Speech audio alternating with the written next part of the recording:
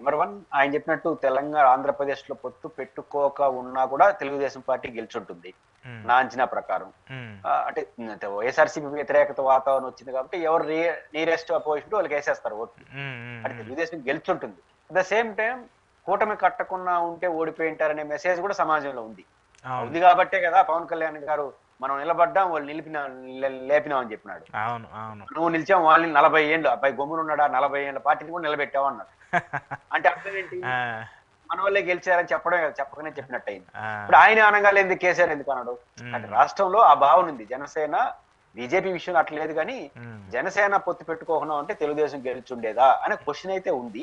But okay. As analyst గా నా అంచనా ప్రకారం పొత్తు పెట్టుకోకుండా కూడా గెలుచుంటారు. ఫస్ట్ ఉమ్, పాయింట్. ఉమ్, అయితే కేసీఆర్ గారు ఎందుకు ఇలా మాట్లాడుతుంటే ఈ మధ్య కాలంలో కొన్ని మీడియా సంస్థలు ఉమ్, తెలుగుదేశం పార్టీ అనుకూల మీడియా సంస్థలో త్వరలోనే ఉమ్, రేవంత్ రెడ్డి కాంగ్రెస్ నుంచి బయటకు వచ్చేస్తాడు, ఉమ్. రేవంత్ రెడ్డి బీజేపీ ఇక్కడ కూడా జనసేన కూటమి కట్టబోతున్నారు. తెలుగుదేశం కూటమి కట్టబోతారు, ఇది గెలవబోతా ఉంది. ఉమ్, దీంతో ఇట్లాంటి చర్చలు కొంచెం ఉత్సాహం ఎక్కువ మాట్లాడుతున్నారు. ఓకే. ఇంకా ఎక్కువ మాట్లాడుతారు. చంద్రబాబు నాయుడు గారు కానీ పొత్తు పెట్టుకుంటే తెలంగాణలో బీజేపీతో ఆడగడ కొట్టేస్తారు. ఉమ్, అంటే రేవంత్ రెడ్డి పేరు తీసుకురాలేదు కానీ ఉమ్, చంద్రబాబు నాయుడు గారు మన పవన్ కళ్యాణ్ గారు ఇద్దరు కానీ బీజేపీతో పొత్తు పెట్టుకొని తెలంగాణలో నిలబడితే ఉమ్, ప్రధానంగా కేసీఆర్ వెనకాల ఉన్న బీసీ సామాజిక వర్గంతో వచ్చేస్తుంది. ఉమ్, కాంగ్రెస్ వెనకాల రెడ్లు దళితులు బాగుంటారు, అవును. కేసీఆర్ వెనకాల తెలుగుదేశం పార్టీ వచ్చేసింది. ఇప్పుడు ఉమ్, చంద్రబాబు గారిని ఆడికి వెళ్తే చంద్రబాబు జనసేన ఇద్దరు కానీ వెళ్ళినారంటే ఇంకా ఎన్డీఏ గెలిచిపోతుంది అని ఉత్సాహం ఎక్కువ వీళ్ళు రాస్తున్నారు. ఇంక దానికి ఏమన్నా ఒకసారి కౌంటర్ ఇవ్వాలని నిర్ణయించుకున్నాడు ఆయన. కాబట్టి ఆ కౌంటర్ ఇచ్చే క్రమంలో గతంలో కూడా మీకు రేవంత్ రెడ్డి కాంగ్రెస్ పార్టీ తెలుగుదేశం పొత్తు పెట్టుకున్నప్పుడు బలమైన కాంగ్రెస్ కన్నా బలహీనంగా ఉన్న చంద్రబాబుని విమర్శించాడు ఆయన. చాలా మళ్ళీ చాలా. వచ్చేస్తున్నాడు మళ్ళీ వచ్చేస్తున్నాడు అని. అంటే సెంటిమెంట్ అది. కాబట్టి ఇప్పుడు మీరు ఈ ఉత్సాహాన్ని ప్రదర్శించినప్పుడు ఆయన ఆ ఉత్సాహాన్ని ప్రదర్శిస్తాడు. కాబట్టి వీళ్ళు చేసిన అత్యుత్సాహమే అంటే బీజేపీ వాళ్ళు చంద్రబాబు నాయుడు గారిని పవన్ కళ్యాణ్ నమ్ముకుంటే మీకు తెలంగాణలో భవిష్యత్తు ఉంది అని చెప్పడం ద్వారా ఆంధ్రప్రదేశ్ లో బీజేపీ ఏం చెప్తే అది వింటుంది అనుకుంటున్నారు. అంత అమాయక పార్టీ ఏం కాదు బీజేపీ. దానికి కౌంటర్ ప్రచారంలోకి వచ్చింది కూడా కేసీఆర్ గారు రివర్స్ లో ఇచ్చినాడు. అసలు పొత్తు పెట్టుకోవడం నువ్వు ఆడగలతో ఆన్నే గెలవలో నన్నే జోడించేది అని ఆయన టాపిక్. ఎందుకంటే రాజకీయంగా నువ్వు ఇది గమ్మునుంటే రేపు తెల్లారితే పెద్ద ప్రభావం పడుతుంది ప్రజల్లో. అందుకని కౌంటర్ ఆర్గ్యుమెంట్ చేసినట్టుగా నేను భావిస్తాను. కానీ ఇక్కడ ఇప్పుడు ఒకవేళ సరే వాళ్ళు వస్తారా, తెలుగుదేశానికి సంబంధించి తెలంగాణలో మంచి బలం ఉంది. గతంలో ఏపీ కంటే కూడా తెలంగాణలో వాళ్ళకి మంచి ప్రస్తావన ఉంది. కేసీఆర్ గారు ఇప్పుడు బయటకు వచ్చినా, లేదంటే చాలా మంది బయటకు వచ్చినటువంటి సీనియర్ నేతలు అందరూ కూడా టీడీపీ పార్టీ నుంచి వచ్చిన వాళ్ళందరూ కూడా సపరేట్ పార్టీలు పెట్టి గెలిచారంటే టీడీపీ పార్టీకి సంబంధించిన వ్యక్తులే.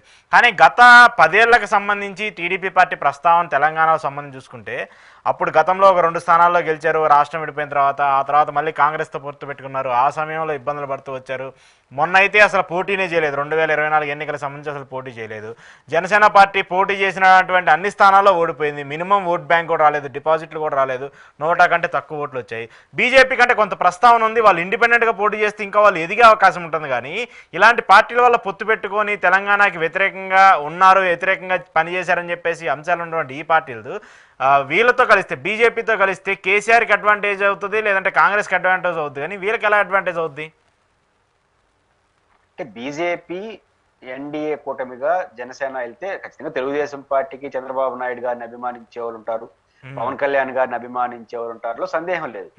కానీ వీళ్ళందరూ కానీ తెలంగాణ రాజకీయాల్లో ప్రవేశించి ఎన్డీఏతో పొత్తు అవగాహనకు వస్తే అందరిని మడత పెట్టి కొట్టేస్తాడు కేసీఆర్. ఎందుకంటే వెరీ సింపుల్ గా మళ్ళీ ఆంధ్రప్రదేశ్ లో వచ్చేసినారని వేస్తాడు. కాబట్టి చాలా సింపుల్ గా కొట్టేస్తాడు. అంటే ఆయన కోరుకుంటున్నాడు వీళ్ళు రావాలని. వీళ్ళందరూ పొత్తు పెట్టుకుంటే బీజేపీ, జనసేన, తెలుగుదేశం ఒకటి అయినారనుకోండి, రేవంత్ రెడ్డి గారు కూడా చంద్రబాబు మనిషిగా వేసేస్తాడు. రేవంత్ రెడ్డి గారు చంద్రబాబు మనిషి అని నేను అన్నా, అప్పుడు తెలుగుదేశం ఉండొచ్చు. కానీ ఏం చేస్తాడు, వీళ్ళందరూ కలిసి ఇప్పుడే తెలంగాణలో చర్చ ఏంది, బీజేపీ వాళ్ళు ఏమంటారు, బీజేపీ వాళ్ళు అనట్లేదు కానీ కాంగ్రెస్ ఏమంటుంది, బీఆర్ఎస్ బీజేపీ ఒకటే అంటుంది. బీఆర్ఎస్ ఏమంటుంది, కాంగ్రెస్ బీజేపీ ఒకటే అంటారు. ఒకరికొకరు ఒకటే అనుకుంటా ఉంటారు. ఈ పరిస్థితుల్లో కానీ తెలుగుదేశం పార్టీ ఆడ పొత్తు పెట్టుకుంటే బీజేపీతో, బీజేపీ జనసేన తెలుగుదేశం పొత్తు పెట్టుకుంది అనుకోండి, డైరెక్ట్ గా కలిసిపోయినట్టు. మళ్ళీ రేవంత్ రెడ్డి గారు అంతో ఎంతో గుడ్ రిలేషన్ చంద్రబాబు ఉంటారు కాబట్టి ఎలక్షన్ అయిన తర్వాత రేవంత్ రెడ్డి ఒక 10 మందిని తీసుకెళ్లి ఆడ కలిపేస్తాడు. కాబట్టి వీళ్ళందరూ కలిసి ఒకటి అయిపోతారు. కాబట్టి రేవంత్ రెడ్డి గారికి వేసినా, బీజేపీకి వేసినా, ఎవరు వేసుకైనా ఒకటే ఓట్లు అని కొడతాడు కేసీఆర్ అని చెప్పి ఆయన ఇద్దరిని మడత పెట్టి కొట్టేస్తాడు. కాబట్టి ఈ పొత్తు ఖచ్చితంగా తెలుగుదేశం జనసేనకి ఆడ ఓట్లు ఉంటాయి, నో డౌట్ అట్ ఆల్. లాభం ఎంత నష్టం ఎంత అనేది ప్రశ్న. కానీ ఇది కలిస్తే కొన్ని ఓట్లు వస్తాయి. దాని పోతుపాటు కేసీఆర్ గారు భావోద్వేగమైన రాజకీయాలు నడపడానికి ఆయుధం అవుతారు. కాబట్టి తెలుగుదేశం కొబ్బలాట ఉండొచ్చు, జనసేన కొబ్బలాట ఉండొచ్చు, బీజేపీ అంత కొబ్బలాట ఉండే పార్టీ కాదు. పవన్ కళ్యాణ్ పోతే పెద్ద ఇబ్బంది పడరు, ఎందుకంటే పవన్ కళ్యాణ్ డిఫరెంట్ ఇష్యూ. కానీ చంద్రబాబు గారు మాత్రం పోతే మాత్రం వాళ్ళు డిఫరెంట్ లైన్ తీసుకునేస్తారు. అందుకు పునాదిగానే నిన్నటి నుంచి ఆ మాటలు మాట్లాడుతాం. దానివల్ల ఏమవుతుంది, మళ్ళీ ఆంధ్రప్రదేశ్ లో వచ్చేస్తున్నారని ఒక మెసేజ్ పోతుంది. చంద్రబాబుని తిడితే జగన్ ప్రేమించే బీఆర్ఎస్ చేస్తారు. అదే జరుగుతుంది. ఒక లాజిక్ ఉంటుంది, జగన్ ప్రేమించే వాళ్ళని చేస్తారు. జగన్ కూడా వ్యవహరిస్తారు. ఇన్ఫాక్ట్ జగన్ కూడా ఇక్కడ కూడా మంచి బలమే ఉంది కదా. గతంలో రాష్ట్ర విభజన జరిగిన టైంలో కూడా ఇక్కడ వైసీపీ పార్టీ పోటీ చేస్తే కొన్ని ఎమ్మెల్యే స్థానాలు గెలిచారు, ఎంపీ స్థానాలు గెలిచిన పరిస్థితి కూడా ఉంది కదా. పొంగులేటి లాంటి వాళ్ళు, కోమటిరెడ్డి లాంటి వాళ్ళు, వీళ్ళందరూ చాలా మంది, కొండా సురేఖ, వీళ్ళందరూ కూడా ఆ బ్యాచే కదా. తెలుగుదేశం పార్టీకి ఎన్ని ఓట్లు ఉంటాయో జగన్ గారు కూడా అన్ని ఓట్లు ఉంటాయి. కాకపోతే తెలుగుదేశం ఓట్లన్నీ మెజారిటీ టీఆర్ఎస్ కు పోయినాయి, జగన్ ఓట్లన్నీ కాంగ్రెస్ తో ఉంటాయి. కానీ కాంగ్రెస్ చంద్రబాబు నాయుడు గారు బీజేపీ ఏదో అయిపోతున్నారనే మెసేజ్ వెళ్తే ఖచ్చితంగా కాంగ్రెస్ వాళ్ళు కొన్ని చీలు జగన్ తో వస్తాయి, జగన్ అభిమానిస్తే వాళ్ళ పేరుతో వాళ్ళకి వేస్తాం. ఖచ్చితంగా జగన్మోహన్ రెడ్డి డైరెక్ట్ గా మద్దతు ఇయ్యారు కాబట్టి ఇబ్బంది ఉండదు. కాబట్టి ఖచ్చితంగా కేసీఆర్ గారు దూరదృష్టితోనే అందరిని కలిసి కొట్టాలని ఈ ప్లాన్ చేశారు.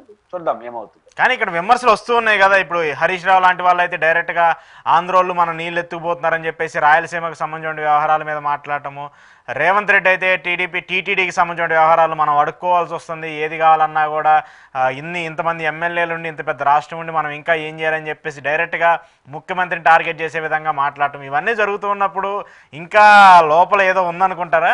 లోపల ఇంకా ప్రేమ ఉంటుందంటారా? రేవంత్ రెడ్డి గారిని ఎన్ని చెప్పినా రేవంత్ రెడ్డి గారు చంద్రబాబు మనిషిని అనలేము, కానీ చంద్రబాబుతో బాగుంటారని అందరూ ఒప్పుకుంటారు. ఆయన ఇంకా బాగలేదని కూడా ఒప్పుకోరు. పైపించి ఆయన అప్పుడప్పుడు ఆనిముత్యాలు ప్రకటిస్తూ ఉంటాడు, నాకు చంద్రబాబు అంటే ఇష్టము, పైపించి ఆ మీడియాకే పోయి చెప్తుంటాడు. కాబట్టి ఆయన చంద్రబాబు అంటే అభిమానించే ముద్ర ఖచ్చితంగా ఆయనకు ఉంటుంది, దాన్ని ఎవడు కాదు. ఆయన టీటీడీ ఎందుకు ఇవ్వాలి? ఇప్పుడు తిరుమల తిరుపతి దేవస్థానం లెటర్లు అడుక్కోవాలంటున్నారు. ఇప్పుడు హైదరాబాద్ లో కలిసి ఉంటున్నాం కదా 70 ఏళ్ళు. ఇప్పుడు తెలంగాణకి ఏపీకున్న అనుబంధం ఎంత?